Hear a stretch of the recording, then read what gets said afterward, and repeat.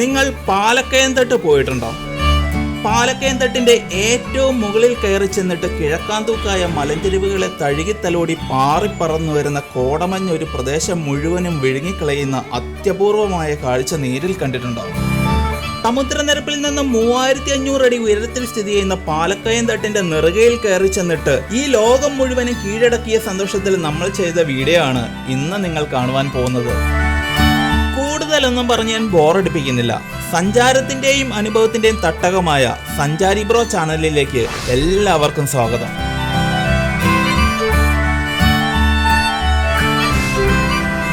Kannur KSRTC സ്റ്റാൻഡിൽ നിന്നുമാണ് നമ്മുടെ ഇന്നത്തെ യാത്ര ആരംഭിച്ചിരിക്കുന്നത്.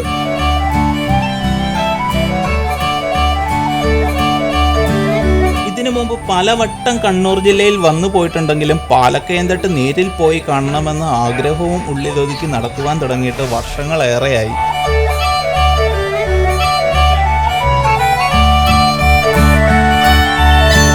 തവണത്തെ വരവിൽ എന്തായാലും പാലക്കയംതട്ട് നേരിൽ കാണണമെന്ന് നേരത്തെ തന്നെ മനസ്സിൽ കുറിച്ചിട്ടിരുന്നു.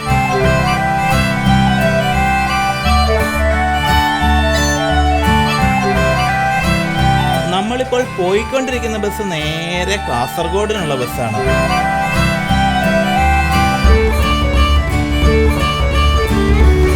തളിപ്പറമ്പിൽ ബസ് ഇറങ്ങിയിട്ട് അവിടെ നിന്നും എൻ്റെ ഒരു ചങ്ങാതിയുടെ ഒപ്പമാണ് നമ്മൾ ഇന്ന് നേരെ പാലക്കയംതട്ടിന് പോകുന്നത്.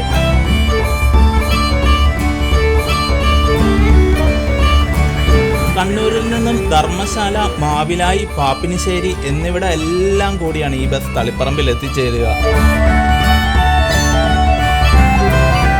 കണ്ണൂരിൽ നിന്നും തളിപ്പറമ്പ് വരെ 28 രൂപയാണ് ബസ് ടിക്കറ്റ് ചാർജ്.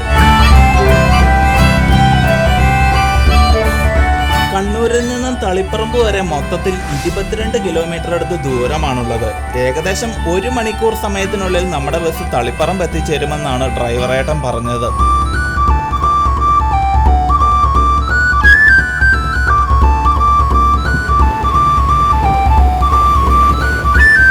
ശരിക്കും കണ്ണൂരിൽ നിന്നും പാലക്കയംതട്ട് വരെ ആനവണ്ടിയിൽ പോകണമെന്ന ആഗ്രഹത്തോടെയാണ് ഞാൻ കണ്ണൂരിൽ എത്തിച്ചേർന്നത്.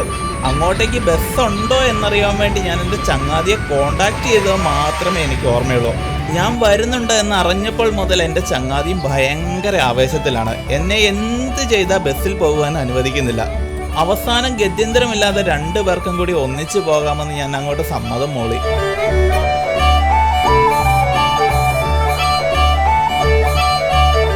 കയ്യിൽ ഒരുപാട് പൈസയൊക്കെ ഉണ്ടാക്കി വെച്ചിട്ടുള്ള യാത്രയൊന്നും അല്ല കേട്ടോ എൻ്റേത്. ഒരുപാട് പൈസയൊക്കെ ഉണ്ടാക്കിയിട്ട് യാത്ര പോകാമെന്ന് വെച്ചാൽ ഈ ജന്മത്തൊരിടത്തും പോക്ക് പോലും ഉണ്ടാകത്തില്ല.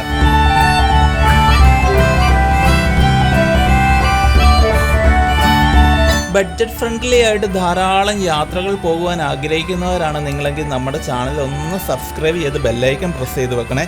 അങ്ങനെയെങ്കിൽ നമ്മൾ പുതിയ വീഡിയോസൊക്കെ അപ്ലോഡ് ചെയ്യുന്ന സമയത്ത് നിങ്ങൾക്ക് നോട്ടിഫിക്കേഷൻ ലഭിക്കുന്നതായിരിക്കും.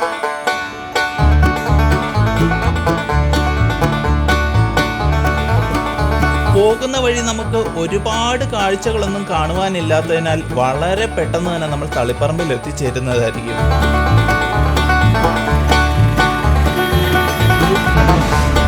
അങ്ങനെ ഓടിയോടിതാ വളരെ പെട്ടെന്ന് തന്നെ നമ്മുടെ ആനവണ്ടി തളിപ്പറമ്പ് ബസ് സ്റ്റാൻഡിലേക്ക് എത്തിച്ചേർന്നിരിക്കുകയാണ്. തളിപ്പറമ്പ് ബസ് സ്റ്റാൻഡിൽ ഞാൻ എത്തിയപ്പോൾ തന്നെ എന്നെ സ്വീകരിക്കാൻ എൻ്റെ ചങ്ങായി അവിടെ വെയിറ്റ് ചെയ്യുന്നുണ്ടായിരുന്നു. ഓൻ്റെ ബൈക്കിൻ്റെ പുറകിലിരുന്ന് പോകുന്ന വഴിയിലെ കാഴ്ചകളൊക്കെ ഞാൻ ഒപ്പിയെടുത്തോണ്ടിരിക്കുകയാണ്.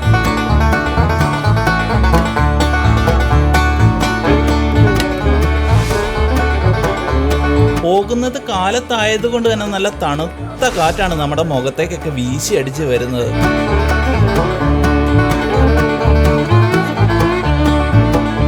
നമ്മുടെ ഇടതുഭാഗത്തായിട്ട് അങ്ങ് അകലെയാ കാണുന്ന ആ മലയുണ്ടല്ലോ, അതിന്റെ മുകളിലേക്കാണ് നമ്മൾ പോയിക്കൊണ്ടിരിക്കുന്നത്.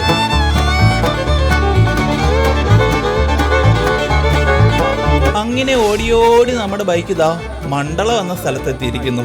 ഇവിടെ നിന്നും തിരിഞ്ഞാണ് നേരെ പാലക്കയംതട്ടിന് പോകുന്നത്.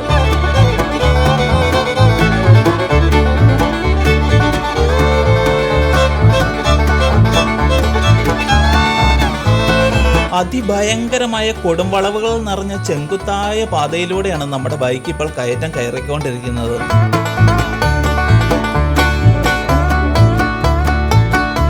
സമുദ്രനിരപ്പിൽ നിന്ന് 3500 അടിയോളം ഉയരത്തിലാണ് പാലക്കയം തട്ട് സ്ഥിതി ചെയ്യുന്നത്.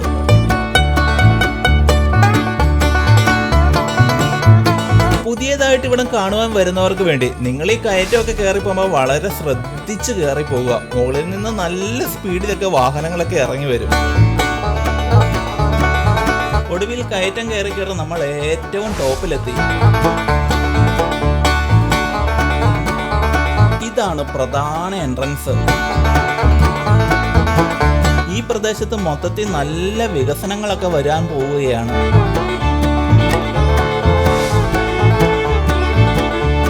₹35 ഒരാൾക്ക് ഇതിന്റെ ഉള്ളിലേക്ക് പ്രവേശിക്കുവാനായിട്ടുള്ള ചാർജായിട്ട് ഈടാക്കുന്നത്. കുട്ടികൾക്കാണെങ്കിൽ ₹10, മുതിർന്നവർക്ക് ₹17,000.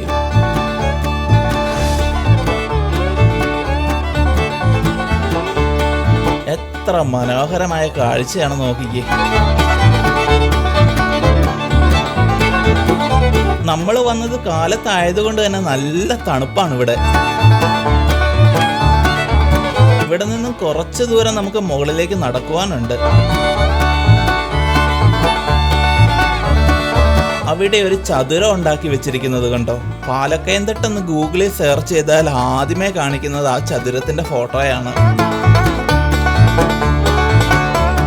പച്ച നിറങ്ങളിൽ മുങ്ങിയ മലഞ്ചെരുവുകൾ കാണാൻ തന്നെ എന്താ അല്ലേ ഭംഗി.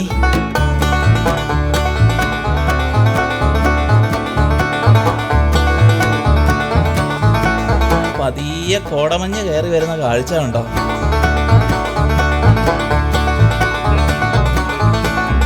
വിശ്രമിക്കുവാനായിട്ട് ധാരാളം നല്ല ഇരിപ്പിടങ്ങളൊക്കെ ഇവിടെ സെറ്റ് ചെയ്ത് വെച്ചിട്ടുണ്ട്. ഇവിടെ നിന്നും ഏകദേശം 4 കിലോമീറ്റർ മാത്രം ദൂരമേ പൈതൽമല ഹിൽ സ്റ്റേഷനിലേക്കുള്ളൂ. ഈ പ്രദേശം ശരിക്കും ഒരു ട്രൈബൽ മേഖലയാണ്. മലയോര മേഖലയായതുകൊണ്ടാണ് ഇവിടെ ഇന്നും പ്രകൃതി ഭംഗി നഷ്ടമാകാതെ നിലനിൽക്കുന്നത്. മനോഹരമായ ഈ ഹിൽ സ്റ്റേഷനിൽ ക്യാമ്പിങ്ങിനും ട്രക്കിങ്ങിനും ഒക്കെയുള്ള സൗകര്യങ്ങളുണ്ട്.